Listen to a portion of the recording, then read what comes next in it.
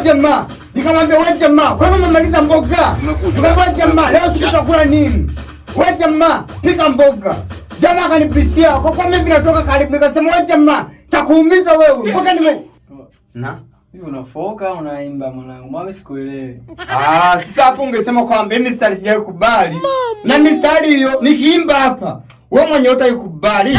Leo mistari baraga, hiyo mistari ni hatari. Hebu nigonge beat wewe.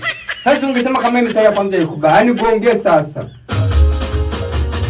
Yule jamaa anaenda kunichokonoa. Nikamwambia wewe jamaa, hizo mboga nimezifuata mbali. Hata unapoenda kunichokonoa, mimi nakukatoa hapa, waanza kulia.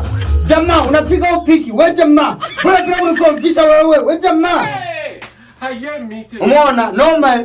Sasa umeona sasa mimi nikwambia utaikubali.